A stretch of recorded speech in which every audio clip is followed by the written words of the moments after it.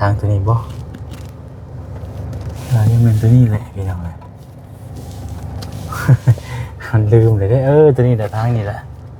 เขาได้บ่เนาะรถไฟ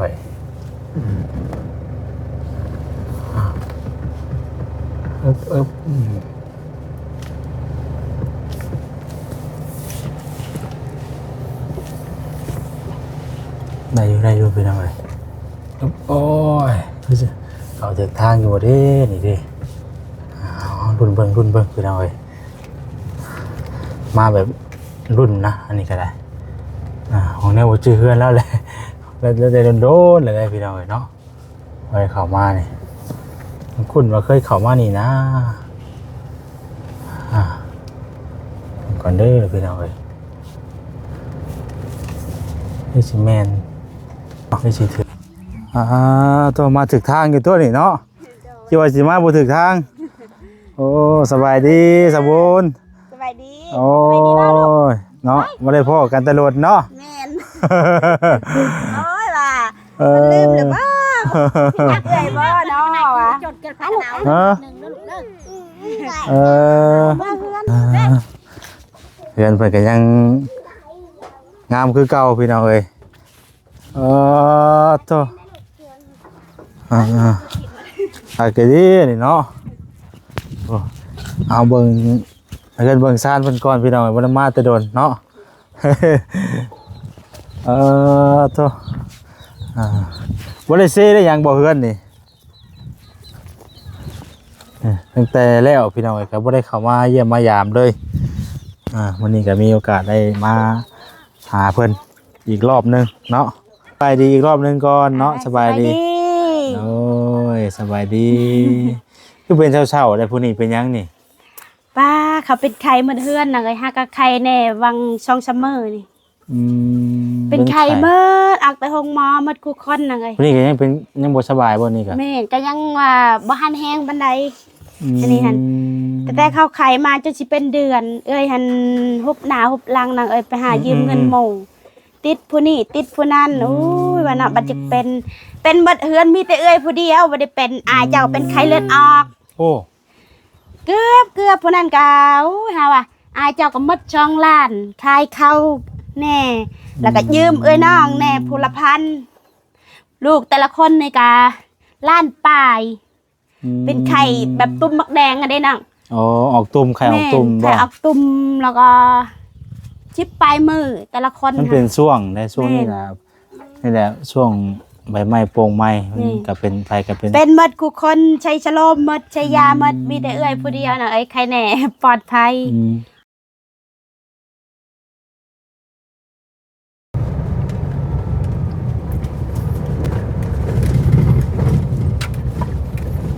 โอ้ยพี่น้องเอ้ยโหสันโหคอนเนาะ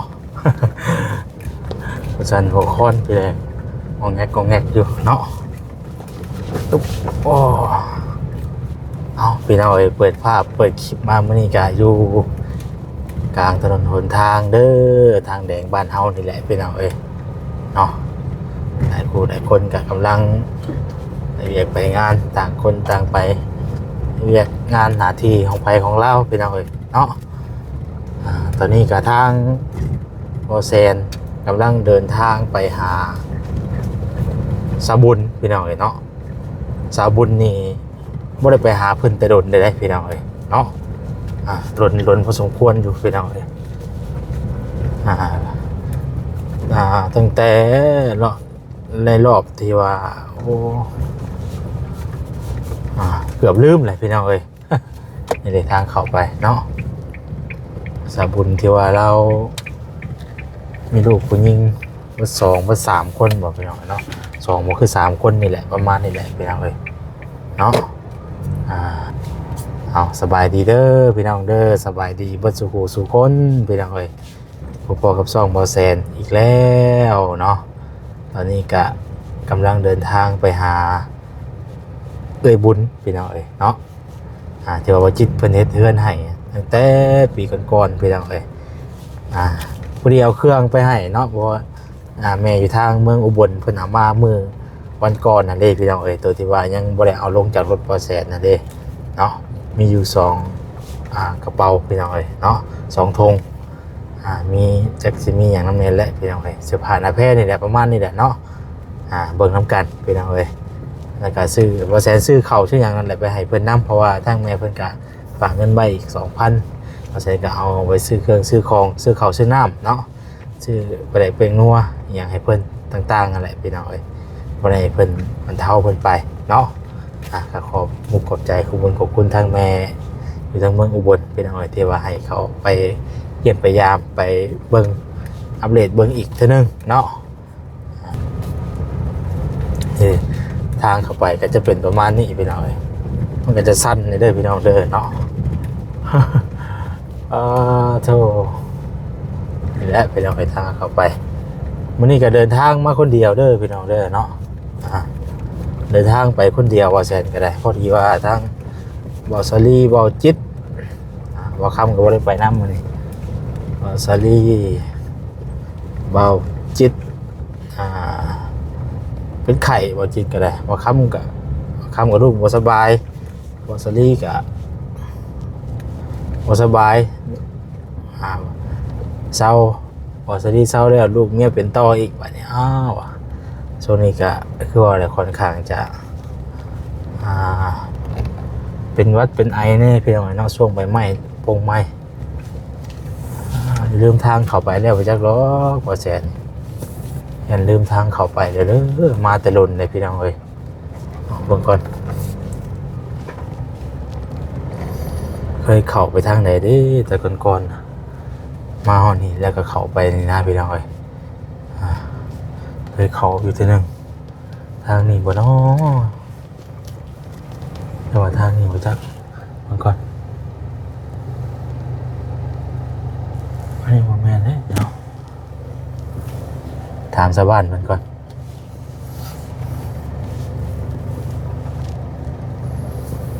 เข้าไปทางไหนเด้เนาะ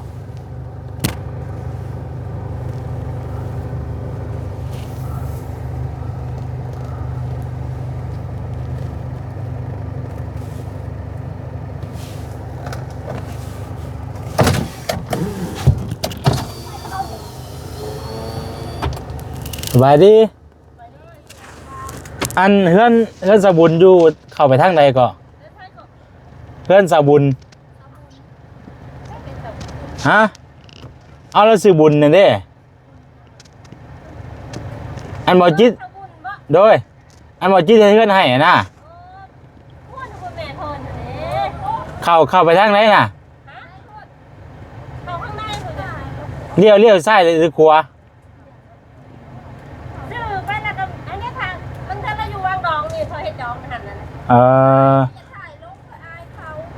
โอ้ยอายยังผู้ว่างามนึงก็อะไรผู้ว่างามนึงก็ว่าอายเนาะ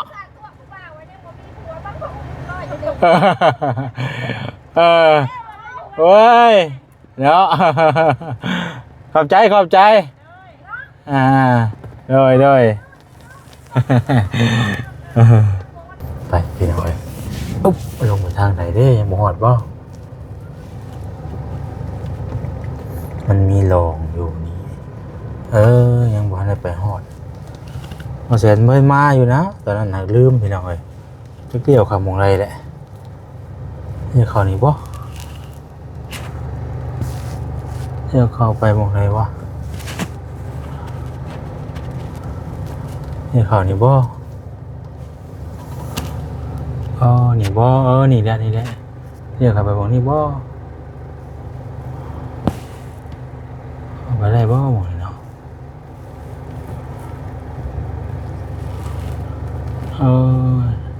ว่าเรียกเข้าไปมองนี่บ่อะไรก็ลืมหรืออะไรไปเนาะมองนี่วันในของการเนาะมันจะมีลักหัวไอ้ยังจ้างอย่างเนี้ยว่าใช่ไปเบิ่งก่อนจำทางบ่ได้ไปเนาะจำทางเข้าบ่ได้โอ้มันหลายปีแล้วเนาะบ่ได้เข้ามาเป็นปีเลยพี่น้องเนาะนี่บ่เข้าทางนี้บ่เข้ามาอยู่นะแต่บ่จิตนะว่าเข้านี่บ่เข้านี่บ่เข้านี่ก็ได้บ่หมองนี่บ่พี่น้องนี่เข้ามาหมองนี่บ่ บ่ทางตัวนี้บ่เบิ่งก่อนเด้อพี่น้องเด้อทางตัวนี้บ่ยังเป็นตัวนี้แหละพี่น้องเลย มันลืมเลยได้ตัวนี้แหละทางนี้แหละเขาได้บ่เนาะรถไฟ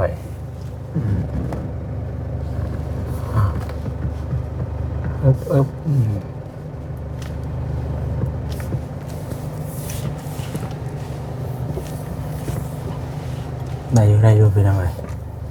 โอ้ยเขาจะทางอยู่เด้นี่ดิรุ่นเบิ่งพี่น้องเลยมาแบบรุ่นนะอันนี้ก็ได้ของแนวจื้อเฮือนแล้วแหละแล้วแต่โดนเลยพี่น้องเลยเนาะไปเข้ามานี่คุณว่าเคยเข้ามานี่นะก่อนเด้อพี่น้องเลยนี่สิแมนนี่สิถือกันแล้วพี่น้องเลยเนาะแม่นแล้วถือกัน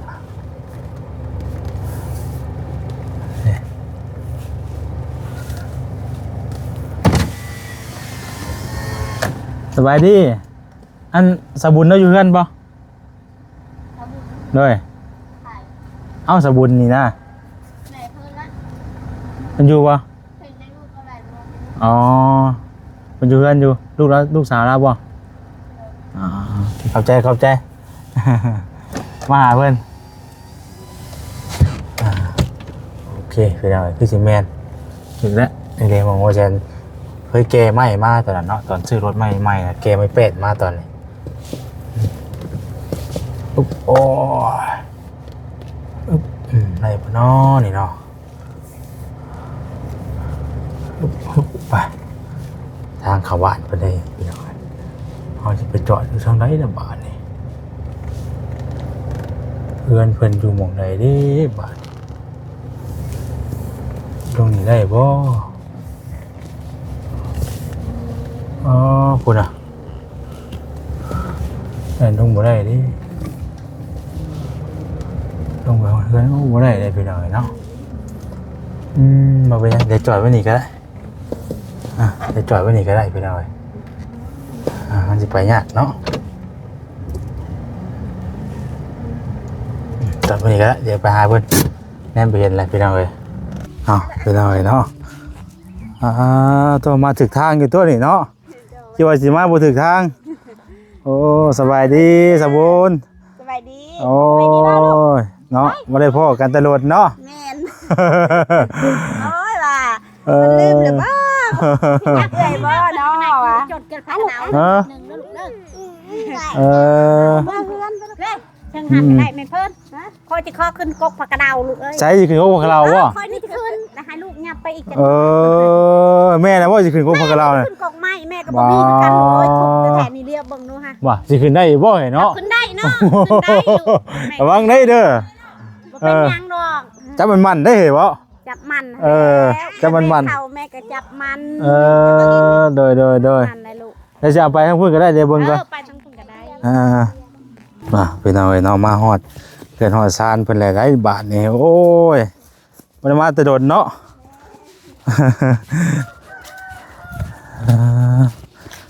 เพื่อนเพิ่นก็ยังงามคือเก่าพี่น้องเอ้ยโตก็ดีนี่เนาะเอาเบิ่งเบิ่งซานเพิ่นก่อนพี่น้องบ่ได้มาแต่โดนเนาะโตบ่ได้เซ่ได้หยังบ่เฮือนนี่ตั้งแต่แล้วพี่น้องก็บ่ได้เข้ามาเยี่ยมมายามเลยวันนี้ก็มีโอกาสได้มา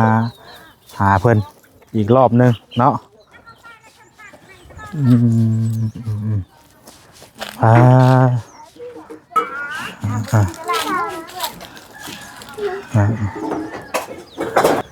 พี่น้อง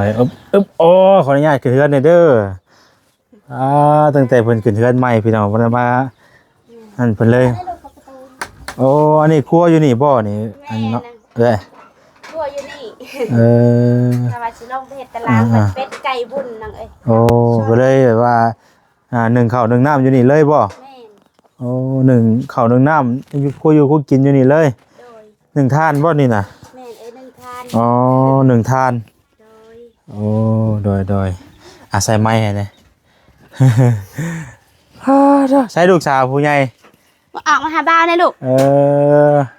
เบิ่งหาขออนุญาตเบิ่งทางในก่อนเด้อ โดยนั่น อ๋อ ได้มันหุบนึกเชิญแม่ได้นึงกระดาษนึงแข็งหุบนึกเชิญ อันนี้ขออนุญาตถ่ายบ่งนอนเพิ่นก่อนพี่น้องเอ้ย ได้เพิ่นลิ้นนะเอ้ยพวกน้องๆลิ้นก่อนเพิ่นมาได้ยืน ใช่พากันนอนอยู่ไสอันนี้น่ะนอนอยู่นี่บ่ แม่น นอนอยู่นี่บ่อันว่าสุคนได้บ่นี่น่ะ แม่ นั่นนี่ เอาหยังอย่าปูน่ะ เอา เสื้อนี่บ่ นอนแม่นพื้นเดียวนี่แหละนี่ จะนอนพื้นหนึง แม่น เออ เพิ่น ไปแต่นอนเสื้อไปแต่นอนเสื้อ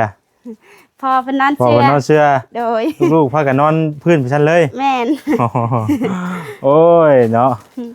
บ่ได้มีแล้วผ้าปูว่าหยังบ่ บ่น่ะบ่มี เอา เพิ่นลิ้นในลีนักเอ้ยปะ ไปเขาออกมานั่งอยู่นอกพี่ว่าจังบ่ฮ้อน โดย นั่งลงนั่งลงบัดนี้ตะกู้เดี๋ยวบอกได้ว่าวันนั้นแต่ว่าเนาะ โดย เอาภาษานั่นสิบ่เจ้า แม่นว่านั่งลงว่าความลาวก็ได้ค่ะก็ฮู้คือกันที่ธรรมะติลูกที่ธรรมะที่ธรรมะ นาง ดี งามนางงามเด้อเอาสบายดีอีกรอบนึงก่อนเนาะสบายดีโอ้ยสบายดีคือเป็นเช้าๆได้ผู้นี้เป็นยังนี่ ป้าเขาเป็นไข่เหมือนเฮือนน่ะเอ้ยหากะไข่แน่วังช่องซัมเมอร์นี่เป็นไข่เมิดออกไปห้องหมอหมดคู่คนน่ะเอ้ย ผู้นี้ก็ยังเป็นยังบ่สบายบ่นี่ก็ แม่ก็ยังว่าบ่หันแฮงปานใดอันนี้หั่นแต่เข้าไข่มาจนสิเป็นเดือน เอ้ยหั่น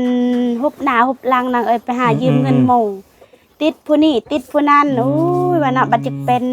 นบัดเฮือนมีแต่เอ้ยผู้เดียวบ่ได้เป็นอายเจ้าเป็นไข้เลือดออก โอ้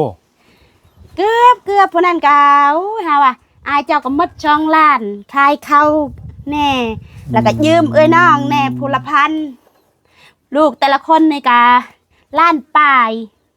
เป็นไข่แบบตุ้มมักแดงอะเด้นัง อ๋อออกตุ่มไข่ออกตุ่มบ่ ไข่ออกตุ่มแล้วก็ชิปปลายมือแต่ละคน มันเป็นช่วงในช่วงนี้นะนี่แหละช่วง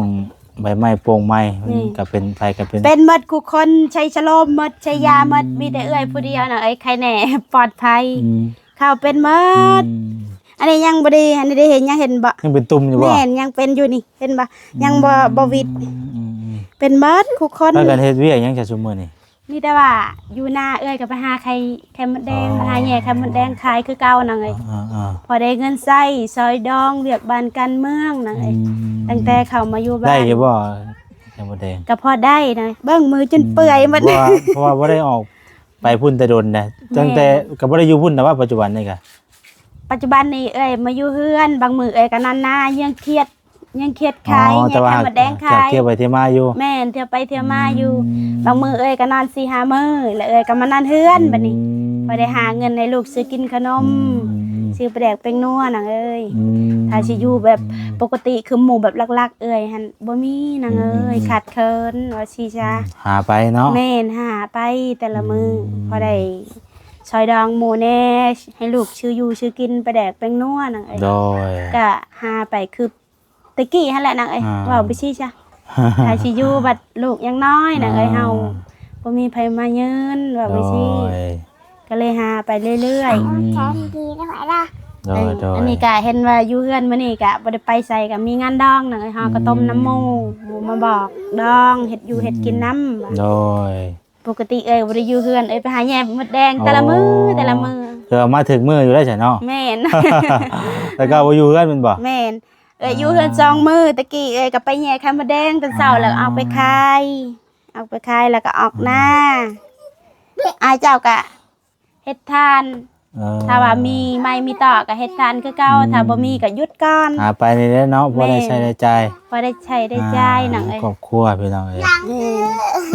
ให้นางเล่นลูกบ่ดื้อ พ่อเพิ่นไปใช้เกาะ พ่อหันออกอยู่นะออกเผานาเซง คนเอาแซง แม่น เอาแซงไปน่ะ เฮ็ดน้ำมงนาเซงโมนั่นแหละแบบว่าไปดำซอยเขา โอ้ นาเซงเพิ่นดำซอยเขาแล้วก็เผางวกเผาควายซอยเพิ่น โอ้ เป็นข้าวมาแล้วก็เกี่ยวข้าวแล้วเพิ่นก็แบ่งให้หนังเอ้ยเพิ่นให้ซีซาสอบก็กินหนังเอ้ยพอได้เลี้ยงลูกนะ โดย นั่นแหละเอ้ยว่าเอ้ยเมื่อยได้นางเอ้ยอึดข้าวแต่ละทีเอ้ยเมื่อย หาไปแต่ แม่น แต่ละปีเนาะ แม่นถ้าที่ตกยามเดือน6เดือน7แล้วก็เอาแล้วแหละนางเอ้ย อืม จักมื้อใดเอ้ยสิมีรถไปหาเฮ็ดให้เฮ็ดนากับเจ้านาหงนาเฮือนางเอ้ย อืม ถ้ามีรถไถเอ้ยก็คือสิบ่อึดข้าวนางเอ้ยนาเฮือกับเจ้ามีหลาย อัน แต่ นี้ร ว่า ถไทยนะ เอ้ยบ่มี รถไทยนะอันรถไทยพระเจ้าไทยรถไทยอันนั้นบ่เอ้ ร ย ถไถอันนั้นป้า อะไรป้าบ่ แม่นแล้วอยู่กรุงเทพแล้ว เอ ให้ไถ อเพิ่นอยู่เพิ่นยังอยู่หันอยู่บ่เดี๋ยวนี้น่ะผู้อันว่าบ่ อยู่ ซั่นเราอยู่หันบ่ อยู่แต่เพิ่นบ่ได้อยู่นาเพิ่นอยู่เฮือน จะมันเอ้ยหยังก็ซื้อแล้วเราลืมแล้ แล้ว วเอ้ยลี่ เอลี่น่ะพี่น้องเอ้ยเนาะแต่ก่อนก็เคยซื้อข้าวซื้อน้ำไปให้เพิ่นอยู่นั่นเนาะ โดย บ่ได้ไปเยี่ยมเพิ่นแต่โดนแต่เพิ่นก็อยู่ดีมีแฮงอยู่บ่ อยู่ดีมีแฮงอยู่นางเอ้ยแต่ว่าก็คือว่าหั่นแหละเพิ่นก็คือกันกับเอื้อยนั่นแหละ อืม เพิ่นก็ขาดเคินคือกันน่ะเอ้ย อืม เรื่องข้าวเรื่องน้ำนี่ก็คือกัน เพราะว่าเฮาเฮ็ดนามัน แม่ มันบ่คุ้มเนาะชดนาก็บ่หลาย หน้ากับปันกันผู้ช่องให้ช้ำให้นางเอ้ยคือตาน้องๆเฮ็ดนั่นแหละ อืม ข้าวน้ำจำปาก็ได้ปีหนึงก็ถ้าลงใช้พุยก็ได้10ได้20ถ้าบ่ลงก็ได้บ่10สอบบรรลูกหลายคนนางเอ้ย หลายคนเนาะ แม่น ป่ามัน เจ้า ไอ้ป่ามัน กินข้าวแต่ตัดกกข้าวเนาะตัดกกข้าวก็กินข้าวใหม่โลด ไอ้ป่า อืม ไปหอดเดือน4เดือน5ก็หมดนางเอ้ย หา ข้าวบ่ ได้ หลาย ได้ไปซื้อเอาไว้ได้บัดนี้ แม่ เนาะ น เอาบ่ให้ แต่ว่า ฮอด มี ช่วง เงิน ใหม่ ถ้ามีเงินก็ซื้อได้เท่าไหร่ก็ซื้อนางเอ้ย โดย ซื้อต้นเมียน ยันว่าเวลาขาดเคินก็มีนะเอ้ยว่าขาดไอ้นี่ก็ขาดบางมือก็มีบาง แต่ ขาด ว่าผู้นี้ก็ยังซึมอยู่เนาะล่ะ แม่น ยังบ่สวงปานใด เพิ่นไปโรงเรียน เอ๊ะอัน ลูกแต่เป็นไข้ไปโรงเรียน กินยาแล้วบ่เพิ่นกินยาแล้วบ่ กินยาบำรุงเลือดนํ ยังเป็นซึมๆอยู่ แม่น อ่า เพิ่นขาดสารอาหารแพทย์เพิ่นว่า พาไปหาหมอแล้วบ่ แม่นไปหาหมอแพทย์ว่าขาดสารอาหารให้บำรุง อ่า หลายๆว่าพักผ่อน อืม เอ้ยก็ให้เพิ่นพัก อยากไปโรงเรียนได้ไปโรงเรียน2ทิศแต่ลูกจะเป็นไข้ อืมไปอยู่ไสโรงเรียน อยู่นาจารย์น่ะ อาจารย์ แม่น อืมเพิ่นไปได้นะย่างไปบ่หรือว่าขี่รถไป ขี่รถไถน้ำโมแล้วก็จ้างเป็นรายเดือนเอา โอ้ เดือนหนึงเพิ่นเอา100,000นำ รถน่ะบ่ รถไถ รถไทยบ่ แม่นเขาไปหับไปส่งตอนเช้าตอนแรง เออ เดือนละแสน ไปจากคนรถไทยหลายคนไปแล้ว ห บ่ ลายประมาณ10ปลายคน อืม นั่นแหละให้เพิ่นไปเพิ่นว่าแม่เอ้ยอยากไปโรงเรียน โดย ไปลูกเอ้ย เออ พอได้เรียนออกพอได้เขียนออกอ่านเป็นก็พอว่ะ โดย พอได้ฮู้ไปใส่จังว่าอ่านได้ อืม อยากไปผู้นี้บ่ไป อืม ไปบ่ไป โดย พี่นาก็ไปน้องไผ เนาะเอา ไปบ่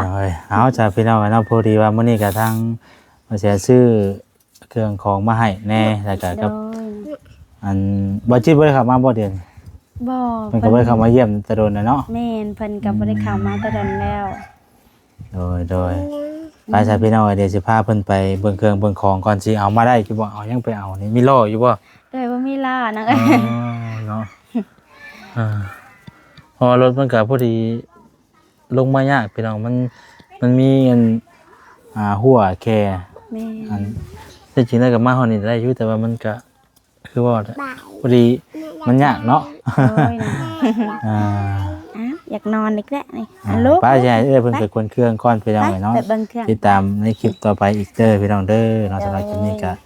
ลำลาไปก่อนพี่น้องเอ้ยเดี๋ยวจบคลิปไว้เท่านี้ก่อนเดี๋ยวไปเอาเครื่องก่อนเนาะไปพี่น้องเอ้ยไปติดตามบนน้ำกันในคลิปต่อไป ไปบาลงกันลูก สำหรับคลิปนี้ลำลาไปก่อนเด้อพี่น้องเด้อสบายดีพี่น้องเอ้ย อ้า